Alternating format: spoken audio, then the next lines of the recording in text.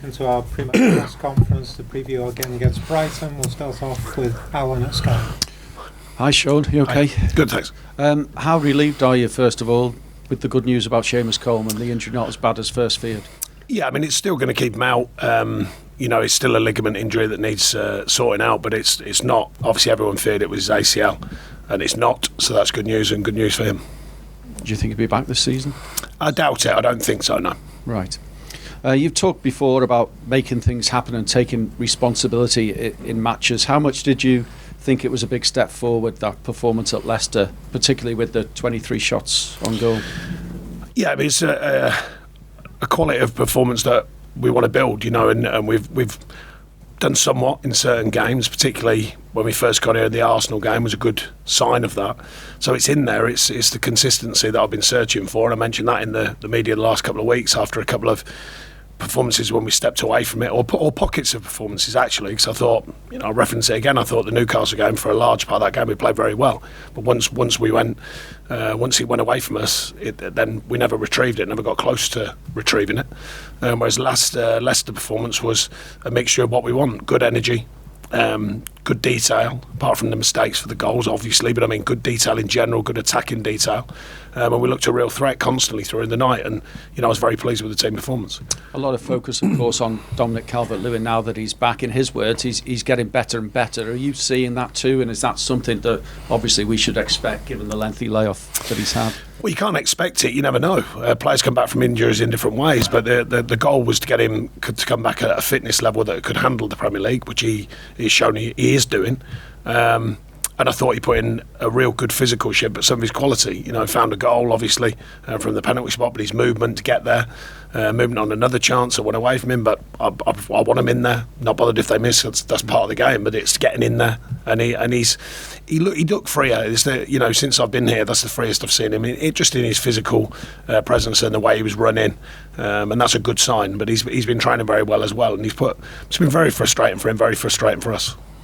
It still remains obviously just the one away win all season. Does that result you got at Leicester change the mentality and the approach? Do you feel you've been asking for we that? showed that at Forest. It was a mistake, cost us the win there. Good mentality to come back at Chelsea. Very good performance at Leicester.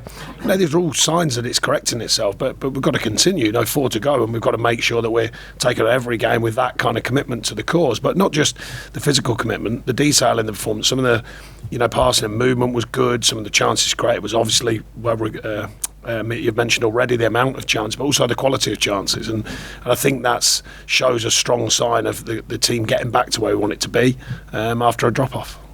Amadou Onana was a little bit under the weather, wasn't he, and for the Leicester game on the bit. Is he going to be okay for the weekend? Yeah, he should be fine. He's trained the last couple of days, so he's recovered. Any others on the list of? Ben Godfrey's groin's still not right, so he'll take a bit of time. Seamus, as you know, but no, everyone else should be fit. I know every game in the Premier League is really tough, Sean, but Brighton away has become one of the more tougher ones, I suppose. What have you made of Roberto De Zerbi? Yeah, they've done very well. Yeah, the way they play and trying to take on games, and recruited very well, spent a lot of money, but in the right ways over the years. And they've become a good outfit without a shadow of a doubt. And I think their home form's been pretty strong. I think they've lost 4, drawn 3, but that aside, they've been strong performances. So, but everyone in the Premier League, it's.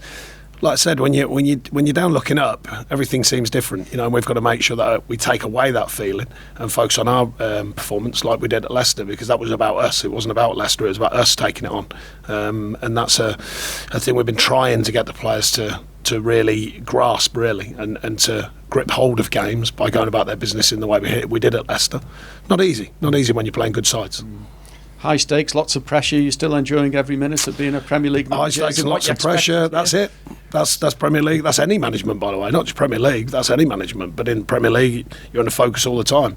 So high pressure and all of that. That's what comes with it. That's part of the job. Yeah, still loving it here. It's only a few months, but absolutely, lots to do. Big Sam's back at Leeds. We talk about can't keep him away from the Premier League. Thoughts on his return? It's up to them, isn't it? It's not up to me. My business is mine, and that's all I'm focusing on, I can assure you. But did you expect him back in the game? Who knows? The game's changed. Who knows what can happen? Who knows what can happen? Like I say, clubs have to make decisions. They've decided on something different. Yeah, focus on Everton. Thank you. Thanks. Afternoon, Sean. You're right. Hi. Just harking back to something you talked about there. I mean, the performance against Leicester. Another night, you'd have scored 4 or 5 and won comfortably. But I just wonder what it's done for the squad going into the game at Brighton. I think it just, it's good to see some of the messages from myself and the coaching staff. When the players deliver that, it reaffirms to them that we are kind of on the right track. I know we're not in the league and the table, but the performances, there's a lot of good in that performance, and it shows a lot of the work they've been putting in. We didn't get the full reward for it, but we get the reward of that feel-good factor from the performance, and rightly so, I thought. It's not easy going on the road. It's not easy Premier League, full stop, but on the road's definitely not. Statistically, everyone knows it's not. And yet we gave a very, very thorough performance there. The thing is, it's parked very quickly. It doesn't guarantee the next one, good or bad. We've got to make sure that we use it wisely. Don't get me wrong, lock in all the positives, but you've got to go and deliver it again. It can't just be once every few games. It has to be a consistency, and that's what I've been talking about on the training pitch, and I've been talking constantly about it through the media, about our performances, but not just week to week either. It's got to be through the 90 odd minutes, and I thought that was very pleasing at Leicester, apart from maybe a quiet 15-minute second half. It wasn't like they were peppering us or anything. They just got a little bit more of the ball and a little bit more of the feel, but other than that, I thought it was a very, very good performance. And again, just to elaborate on something else you touched on there, Dominic, Calvert, Lewin, I mean, he showed some real character, I thought. After a poor miss, he would put his hands up to that. What can he bring you in the next few games in these closing stages, do you think? Well, he brings his all-round game. He can play physically, he can head the ball very well, as we know, but he's dynamic in his movement, and he's got a real eye for goal. I mean, I thought some of his movement the other night was terrific. And as he gets fitter and sharper, which that's probably the fittest and sharpest I've seen him since he's been back from injury, obviously.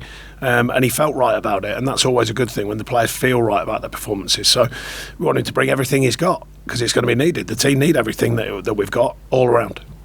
And you seem to galvanise your supporters, and you're going to need them. You want to take them with you. I've never questioned them since I've been here. So, if they can play their part, that's fantastic. And I've always said we have to give them something. And I thought at Leicester we certainly did, and they responded to that. But they've certainly got a manager and a staff and a group who are working, that's for sure. Now we've got to find the big moments. And you did mention Brighton, but, what different questions will they ask of you, do you think, to those maybe in the game against Leicester, which had a different context to it, of course? Yeah, I mean, they're going really well. They had a step off, obviously, a result of Forest, but then they got back on it.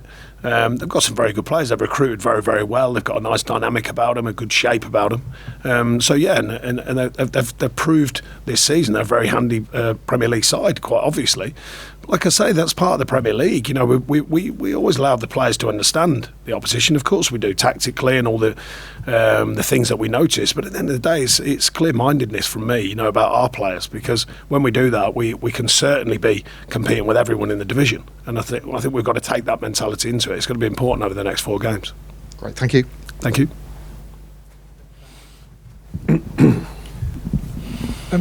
Sean, there's been a lot of positivity from the Leicester game in terms of the attacking, like as we've spoken about. Dean Smith described it as a basketball game afterwards. Do you feel like that Everton are playing too openly, sort of certainly going into games against 2 teams at the top end of the table? Well, the risk and reward, defending correctly, attacking correctly. You have to find the balance somewhere. And some games just pan out like that.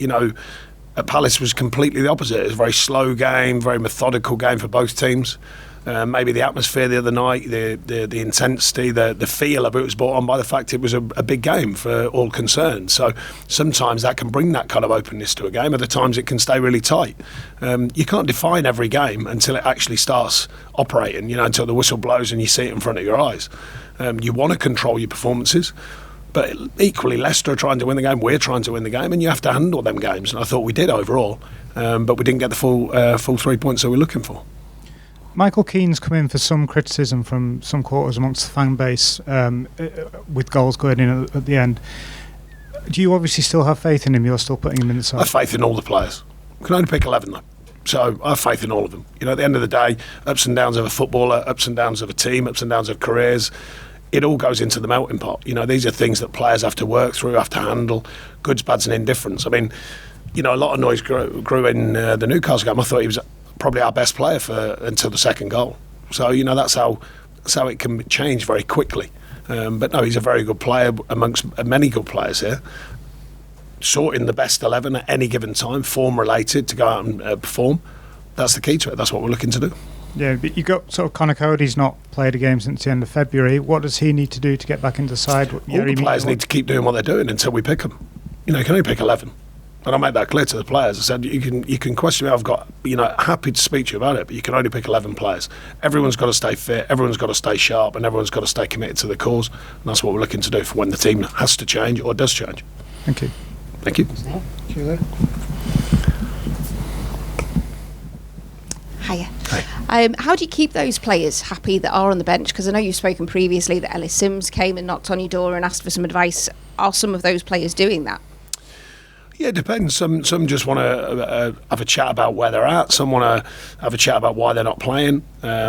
Sometimes just want reinforcing what they are doing, and the good job they are doing. So different players come and see you for different reasons, but generally to reinforce their whole group is the squad mentality. It's not one player, it's about everyone, particularly at times like this, particularly at difficult times. And I think it's a group responsibility.